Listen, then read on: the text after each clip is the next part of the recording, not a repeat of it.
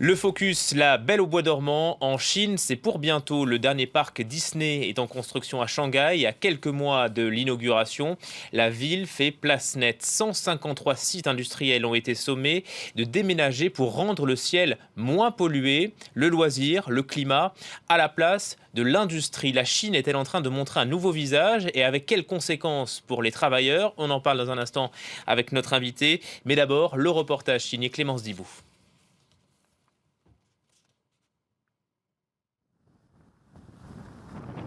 Une silhouette enchantée qui se détache au loin, presque comme un mirage. Voici, en cours de construction, le futur Disneyland de Shanghai. L'ouverture est prévue pour 2016, mais la zone est encore un vaste chantier. Quelques mois seulement pour aménager ces 14 km² et surtout ramener le ciel bleu dans le paysage. Car si Shanghai est l'une des métropoles les plus polluées au monde, pas question de recevoir les futurs touristes sous un ciel pollué. Alors dans les villages alentours, les autorités font la chasse aux usines polluantes, quitte à bouleverser l'économie locale, comme ici à Zhebang, à quelques kilomètres du chantier. Les ouvriers venaient de loin pour travailler ici et sur place, ils avaient besoin d'acheter des affaires. Mais avec la fermeture des usines, beaucoup sont repartis dans leur province. Les affaires sont moins bonnes. Parmi les entreprises priées de déménager, beaucoup d'usines de plastique ou de verre, des productions polluantes car très gourmandes en charbon. Cet entrepôt était spécialisé dans la découpe de vitres pour le marché local. Jugé trop obsolète, son bail n'a pas été renouvelé, laissant une dizaine d'ouvriers sans emploi. Je vais devoir aller chercher du travail ailleurs, ou sûrement rentrer dans ma région d'origine, dans le sud du pays, pour essayer d'apprendre un autre métier. Le reste de mes collègues, je ne sais pas ce qu'ils vont devenir. Des travailleurs sans qualification qui étaient venus des provinces pauvres pour trouver du travail dans les usines des faubourgs de Shanghai et aujourd'hui laissés sur le carreau. En fait, la plupart de ces usines ne ferment pas vraiment leurs portes, mais ont reçu l'ordre de déménager en toute discrétion un peu plus loin en banlieue. Mais impossible, même pour les salariés, de connaître le lieu de la délocalisation. On ne sait toujours pas où l'entreprise va déménager et si on va pouvoir les suivre. Mais si l'usine part s'installer trop loin, je ne pourrai pas y aller car mon enfant va à l'école ici et je ne peux pas le changer comme ça. Dans ce cas, je ne sais pas ce que je vais devenir. Oui, tout ça m'inquiète. Si toutes les usines ferment, alors il faudra quand même que je parte. Car comme beaucoup d'autres, cet atelier de pièces automobiles doit déménager dans quelques mois. Mais cette usine n'a pourtant pas été contrainte de fermer ses portes par les autorités. Ici, c'est le patron lui-même qui a préféré prendre les devants et transformer ses locaux en hôtels pour attirer les futurs touristes du parc Disney. Ici, ce sera le hall de réception et le restaurant. En tout, il y aura 170 chambres. Aujourd'hui, tout le monde veut se mettre au tourisme, car c'est devenu plus rentable que l'industrie. Les marges de profit dans le secteur tertiaire, c'est entre 10 et 15%, contre 5% dans l'industrie. Le coût de la main-d'œuvre est devenu trop élevé à Shanghai pour continuer la production industrielle. Pour conserver des marges correctes, il n'y a que les services. Mais on doit aussi recruter des citadins avec plus d'expérience. Rien que dans la rue principale, une dizaine d'hôtels est en cours de construction.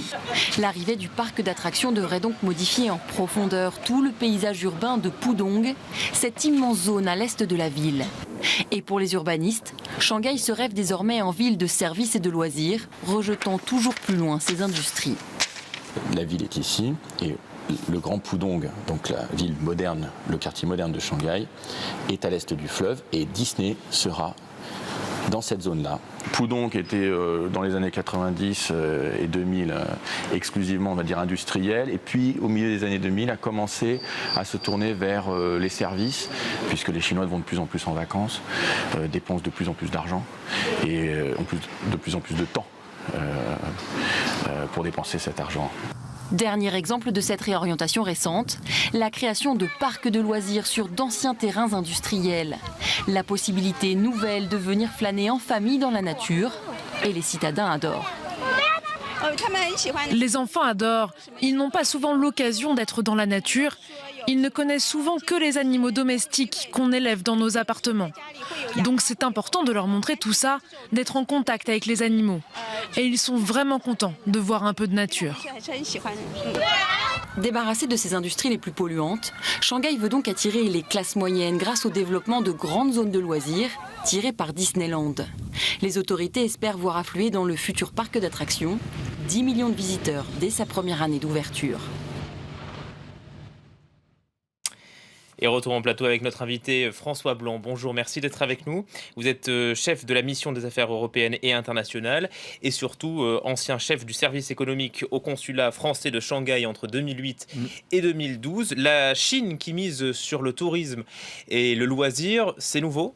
Non, ça a au moins une quinzaine d'années d'évolution, d'ancienneté. Et à cet égard, Shanghai, et plus particulièrement la zone de Pudong, est illustrative de cette évolution, avec d'une part l'émergence du centre financier international de Shanghai à Pudong, et également un positionnement sur la logistique, le trading, et désormais une montée en puissance du tourisme avec cette illustration qu'est Disneyland. Mais les Chinois ont le temps de décompresser et de prendre du temps pour le loisir ? Ils l'ont de plus en plus et ils le demandent de plus en plus. C'est-à-dire qu'en Chine, vous avez la montée très forte de la classe moyenne. Cette classe moyenne était d'environ 200 millions de personnes en 2010. Elle se montera à 600-700 millions de personnes en 2020. Donc un sextuplement, c'est énorme, avec des revenus de plus en plus élevés et donc une aspiration à des loisirs de plus en plus forte. On le voit très bien dans le développement du tourisme à l'étranger, notamment à Paris, et on le voit avec ce Disneyland. Et la durée moyenne de vacances pour un Chinois ? Ce n'est pas très long, c'est une semaine plus des jours de congé, mais il y a les week-ends, il y a les jours de congé. Et ce qu'il faut savoir, c'est que la région même de Shanghai, entre la ville de Shanghai, le Zhejiang et le Jiangsu, est déjà une zone de chalandise extrêmement importante, de plusieurs dizaines de millions de personnes, et donc avec des revenus là aussi de plus en plus élevés. Mais est-ce qu'ils passent leurs vacances plus à l'étranger, comme en France, ou en Chine ?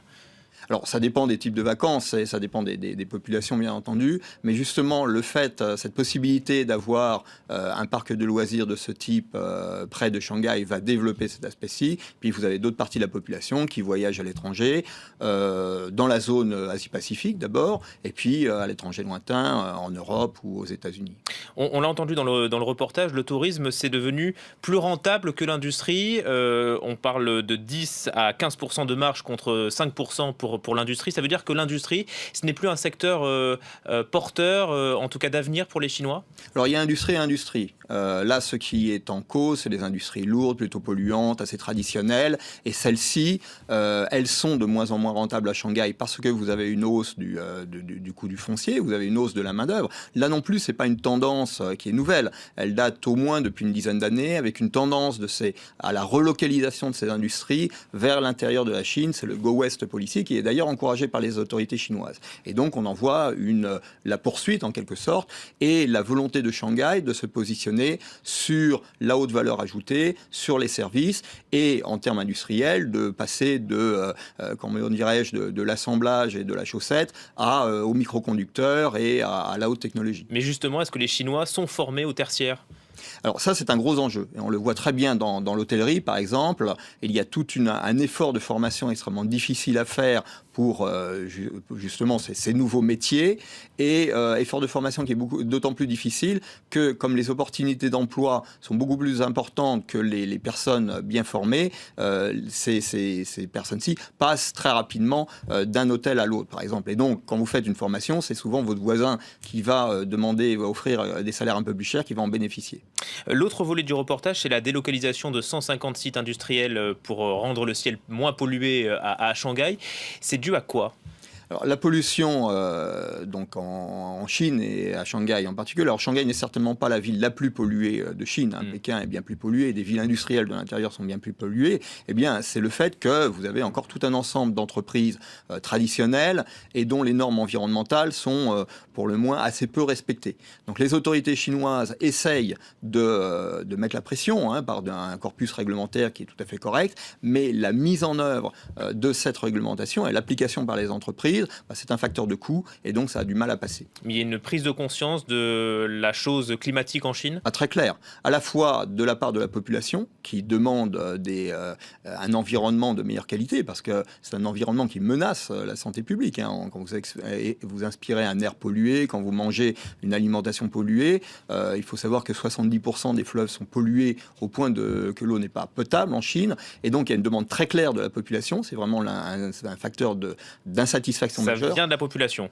ça vient de la population et c'est une prise de conscience également très claire des autorités centrales notamment. L'une des difficultés, c'est que le contrôle des normes environnementales est dans les mains des provinces qui ont d'autres considérations en tout cas d'autres priorités que le seul respect environnemental. Merci beaucoup François Blanc. Je rappelle que vous étiez ancien chef du service économique au consulat français de Shanghai entre 2008 et 2012. Merci à vous.